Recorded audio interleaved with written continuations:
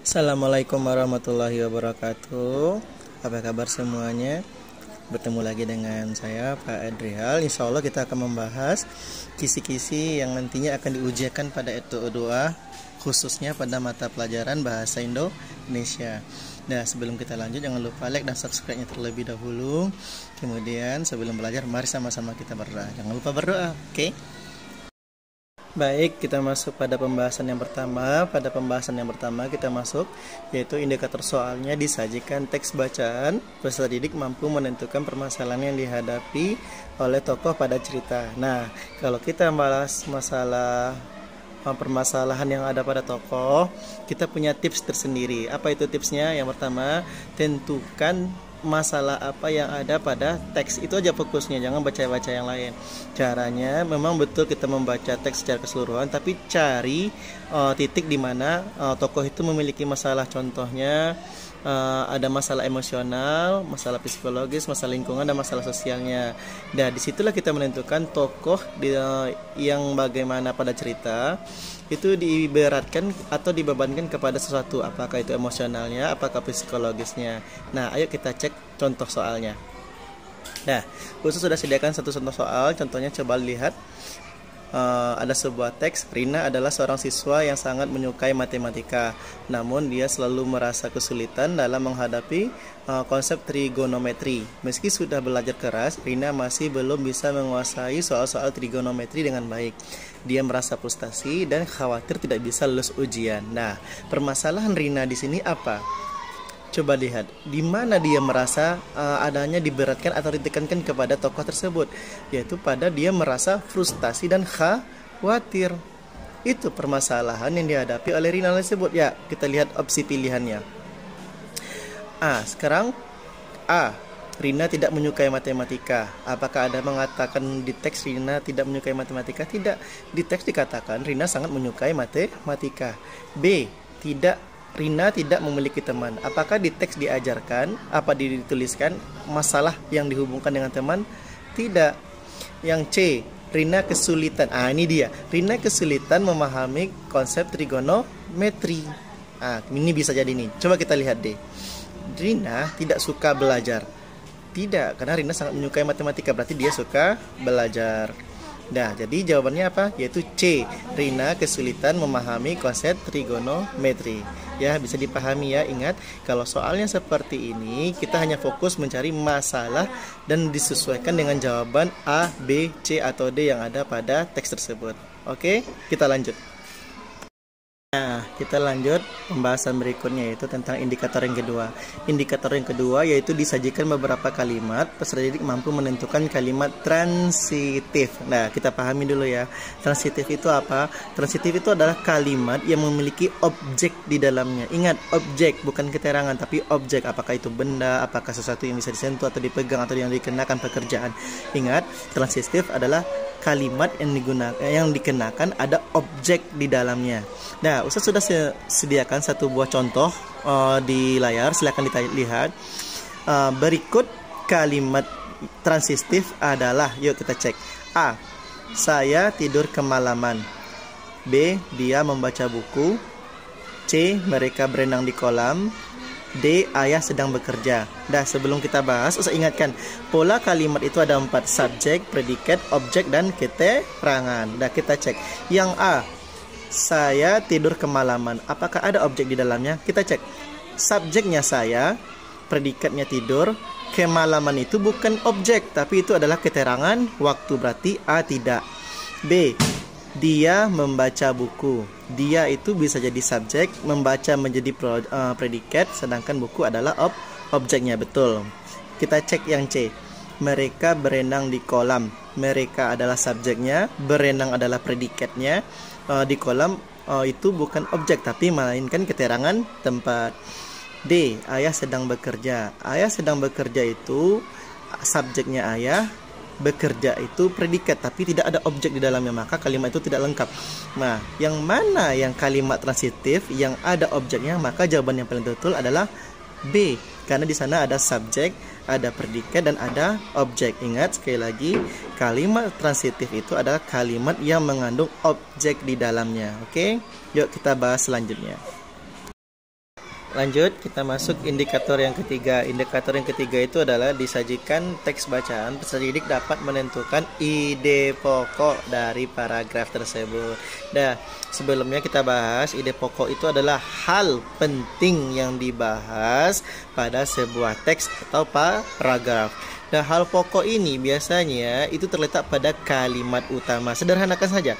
Kalimat utama itu terbagi menjadi dua secara umum, ada yang deduktif, ada yang induktif. Deduktif itu kalimat utamanya berada pada awal paragraf atau awal teks, sedangkan induktif itu kalimat utamanya berada pada akhir paragraf atau akhir teks. Jadi kalau soalnya seperti ini, anak-anak sekalian cukup tengok awal kalimat, awal teks atau awal atau akhir dari teks tersebut. Yuk, Ustaz sudah sediakan contoh soal, silakan dibaca. Pendidikan adalah salah satu faktor pentingnya dalam pembangunan satu negara. Dengan pendidikan yang baik, masyarakat dapat memiliki pengetahuan dan keterampilan yang memadai untuk bersaing di era globalisasi. Pendidikan juga membantu meningkatkan kesadaran dan partisipasi masyarakat dalam pembangunan. Ide pokok pada paragraf tersebut adalah, nah, ingat tips yang tadi? Ada deduktif, ada induktif. Kita pakai deduktif dulu. Ingat awal paragraf atau awal teks. Yuk. Awal teksnya itu adalah membahas pendidikan adalah salah satu faktor penting yang membangun negara. Ingat, faktor penting dalam satu negara. Dah, kita lihat. Yang pertama, pentingnya pendidikan dalam meningkatkan kesadaran masyarakat. Apakah kita membahas kesadaran masyarakat? Tidak. Di dalam yang kalimat pertama itu tidak dibahas tentang kesadaran masyarakat. Kita lanjut B. Peran pendidikan dalam pembangunan dalam satu negara. Peran pendidikan dalam pembangunan satu negara. Adakah kita membahas pembangunan negara di sana? Ada. Ayo kita tahan dulu B-nya. C. Manfaat pendidikan di era globalisasi. Di sini kita tidak membahas bagaimana manfaat pendidikan tersebut, tapi pentingnya pendidikan itu yang dibahas. Jadi ide pokoknya itu adalah pentingnya pendidikan. Dah, coba lanjut D. Keterampilan yang dibutuhkan dalam era globalisasi. Bukan keterampilan dibutuhkan, tapi pendidikan. Jadi mana yang paling cocok? Jawabannya adalah B. Peran pendidikan dalam pembangunan suatu negara. Coba cek lagi kalimat pertama dari paragraf tersebut.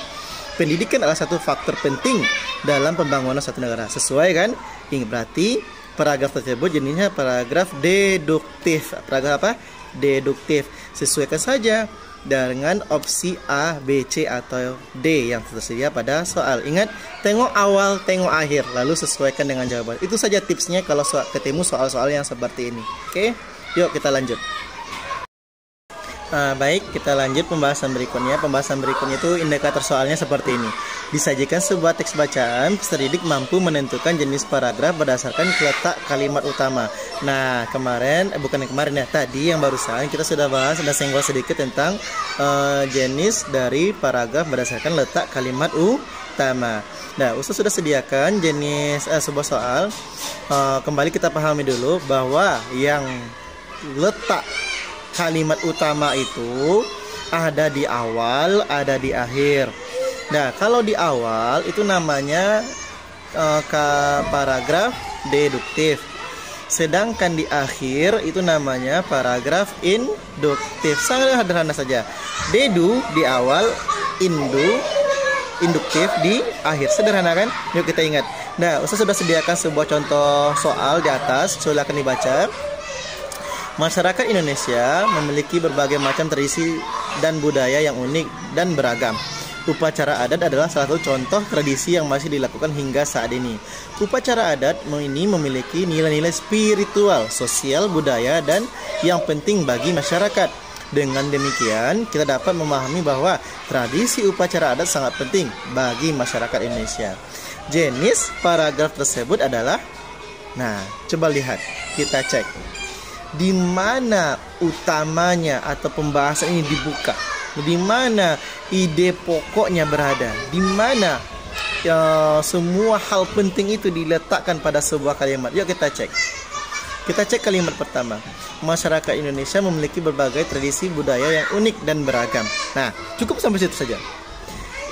Kalau ini merupakan kalimat utama, kita pahami dulu ya, kalimat utama itu adalah kalimat yang akan dijabarkan oleh kalimat penjelas. Jadi ada kalimat utama, ada kalimat penjelas.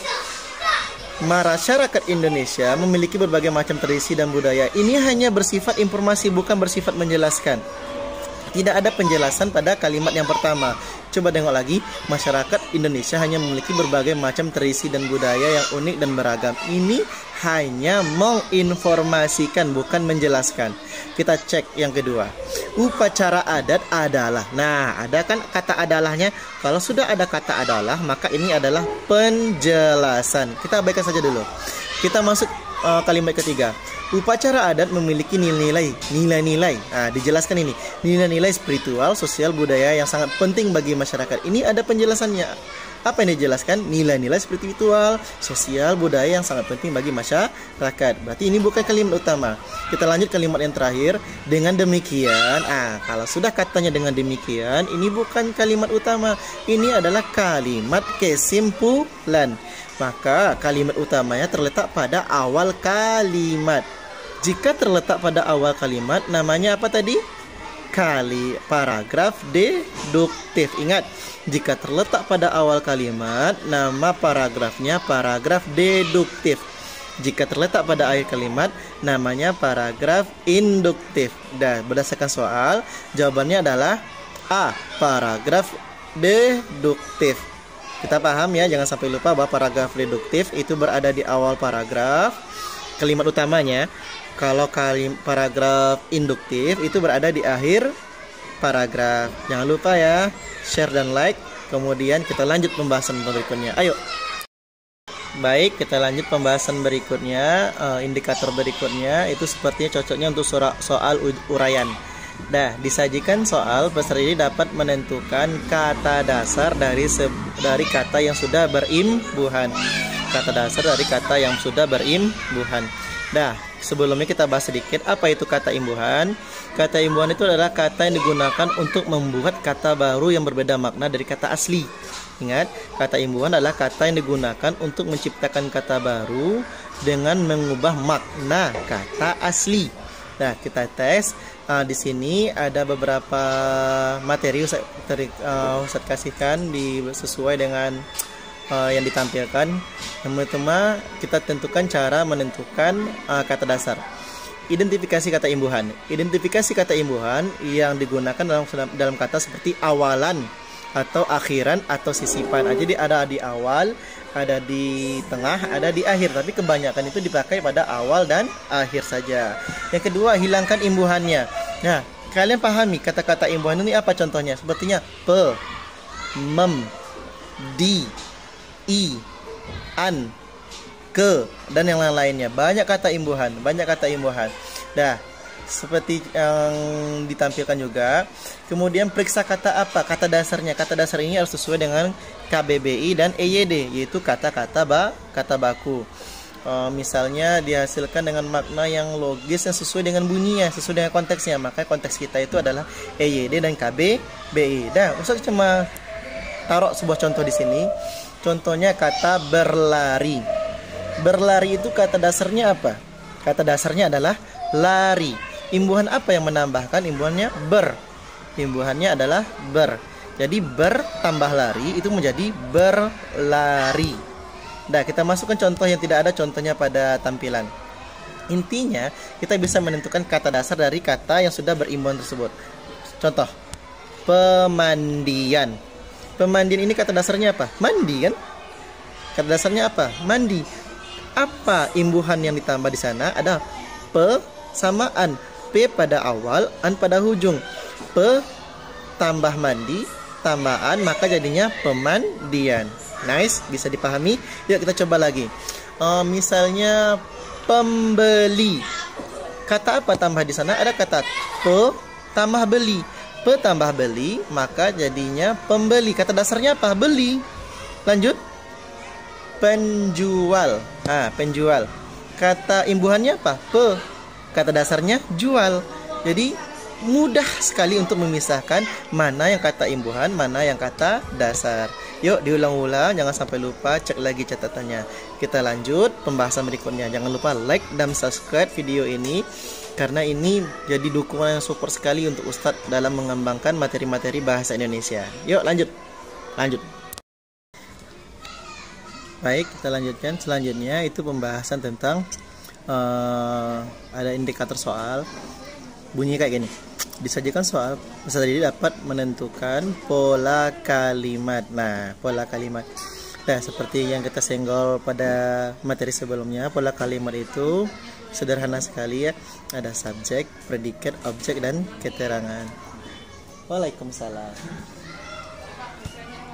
Ya. Ada apa tadi? Subjek, predikat, objek, dan keterangan. Nah, sederhana kan? Tinggal mengingat SPOK, subjek, predikat, objek, dan keterangan. Nah, kemungkinan soal yang seperti ini itu sering dikeluarkan dalam bentuk uraian. Nah, kali ini Ustadz membuat sebuah sedikit ringkasan materi yang berhubungan dengan pola kalimat. Kita ketahui dulu pola kalimat itu adalah struktur atau susunan kalimat yang digunakan untuk menyampaikan pesan atau informasi.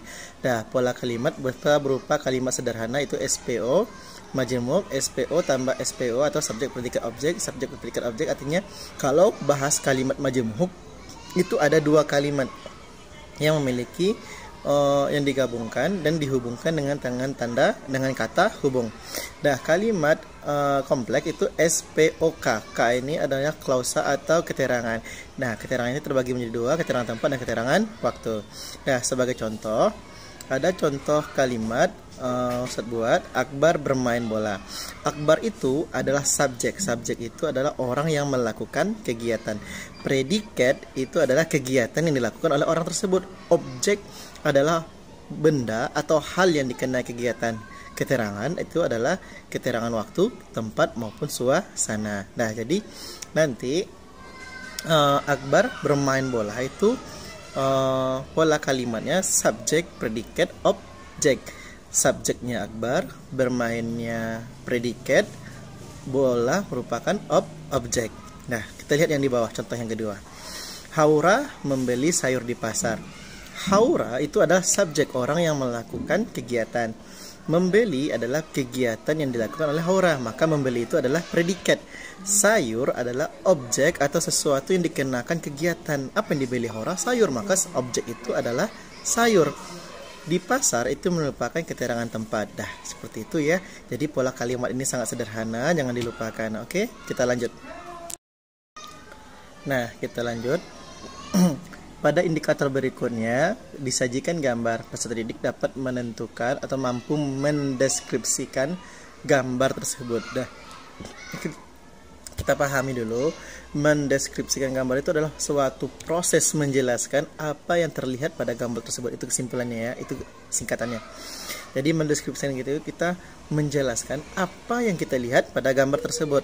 Nah, di sini Ustadz cantumkan definisi dari deskripsi gambar. Deskripsi gambar. Peserta didik mampu mempredeskripsikan gambar tersebut. Mendeskripsikan gambar adalah proses menjelaskan atau menggambarkan isi dan detail gambar dengan menggunakan kata-kata. Tujuan dari mendeskripsikan gambar adalah untuk memberikan gambaran yang jelas dan akurat tentang apa yang terlihat pada gambar tersebut. Nah, pada contoh kali ini Ustadz menyediakan dua buah jenis gambar. Yang pertama itu gambar objek makanan, objek minuman. Nama minumannya itu bandrek. Nah, bandrek ini adalah minuman. Minuman ini, bandrek ini kalau khasnya itu memberikan bau yang harum untuk dicium baunya. Bau yang harum. Nah, jadi bagaimana cara kita mendeskripsikan gambar dengan hanya melihat gambar? Yang pertama, kita ketahui ini gambar apa terlebih dahulu. Kemudian kita jelaskan ini merupakan benda atau makanan atau minuman. Yang ketiga, kita analisis ini gunanya dan sedang apa gitu. Nah, gambaran pertama, gambar bandrek. Bandrek ini harum seperti apa rasanya. Nah, itu adalah pancingan untuk kita mendeskripsikannya. Bandrek itu harum, itu adalah minuman tradisional yang harum yang banyak dijual oleh orang-orang sekarang. Nah, jadi sederhana saja. Jadi bagaimana kita mendeskripsikannya? Gambar pertama seperti ini. Bandrek merupakan minuman yang harum yang sering dikonsumsi orang untuk kesehatan. Kayak gitu aja, sederhana kan? Nah, coba kita lihat gambar yang kedua. Ada pemandangan gunung yang sedang dilihat oleh seseorang. Bagaimana cara kita mendeskripsikannya? Sederhana saja. Seseorang sedang menatapi pemandangan gunung, atau kita ubah lebih lengkap lagi, seseorang yang berjaket merah sedang memperlihatkan atau menikmati pemandangan gunung. Nah, sederhana kan? Jadi mendeskripsikan itu tidaklah sulit. Yang penting sesuai dengan gambar yang tersedia. Oke, yuk kita lanjut. Nah, selanjutnya kita masuk indikator berikutnya. Disajikan pertanyaan, peserta didik mampu menentukan sifat seseorang. Nah, ini masalah sifat. Ingat, materi sifat. Nah, sifat manusia itu atau sifat tokoh itu terbagi menjadi dua. Ada yang antagonis dan ada yang protagonis. Nah, tugas kita adalah menentukan mana sifat-sifat yang dimiliki oleh tokoh tersebut. Ya. Nah, kali ini Ustadz sudah menempelkan atau memaparkan satu buah contoh. Silakan dibaca. Rina selalu membantu temannya yang kesulitan mengerjakan tugas di sekolah. Dia juga rela berbagi waktunya untuk mendengarkan masalah teman-temannya. Nah, ini dia. Dari sini kan bisa kita analisis nih, apa sifat yang dimiliki oleh Rina. Yuk, masuk ke bagian pertanyaan. Sifat apakah yang dimiliki oleh Rina berdasarkan pernyataan di atas? A. Egois, B. Peduli, C. Sombong, D. Malas. Nah, dari sini kan kita lihat dari deskripsi yang diadakan, yang nampak pada yang dipaparkan pada soal, sifat yang dimiliki oleh Rina tersebut adalah sifat protagonis. Artinya sifat-sifat yang baik. Di mana kita temukan dia membantu teman. Membantu ini sifat yang protagonis, sifat yang baik. Kemudian dia juga membagi waktunya mendengarkan masalah teman-temannya. Artinya dia itu memiliki sifat yang peduli. Nah, yang mana jawabannya? Tentu saja B. Jawabannya adalah yang peduli. Karena berdasarkan pernyataan di atas, Rina memiliki sifat yang peduli terhadap orang lain. Simpel kan? Jangan lupa ya, dibahas-bahas terus. Tetap teliti dan pahami soal-soal seperti ini. Yuk lanjut. Oke, lanjut indikatornya. Indikatornya berbunyi seperti ini. Disajikan kalimat, peserta didik dapat menentukan jenis kalimat fakta atau opini pada soal tersebut. Nah, materi kita adalah fakta dan opini. Fakta itu bersifat nyata dan bisa dibuktikan. Sederhanakan saja ya, nggak usah panjang lebar. Fakta itu bisa dibuktikan dan bersifat nyata. Intinya fakta itu benar-benar ada dan benar-benar terjadi. Itu yang namanya fakta. Sedangkan opini itu hanya berupa pendapat atau fiktif belaka, karena belum bisa dibuktikan baik secara ilmiah maupun logika. Sederhana ya, ikut aja. Fakta nyata, opini tidak nyata. Kita sederhanakan saja supaya antum lebih mudah memahaminya. Oke, kita masuk ke contoh soal. Gunung Everest adalah gunung tertinggi di dunia dengan ketinggian 8.848 meter di atas permukaan laut. Apakah pernyataan di atas merupakan fakta atau opini? Dah, kalau kita bahas yang seperti ini, yang datanya jelas, mana data yang jelas itu? Coba lihat, baca lagi. Dengan ketinggian 8.848 meter. Ini berupa data. Data itu salah satu sifatnya dari fakta. Ya kan? Data itu sifat dari fakta. Maka jawaban dari pertanyaan berikut adalah A. Fakta. Tidak usah dipanjang lebar karena sudah jelas dan bisa dibuktikan. Betul ada Gunung Everest itu, betulkah petingginya Gunung Everest itu 8.848 di atas permukaan laut? Betul.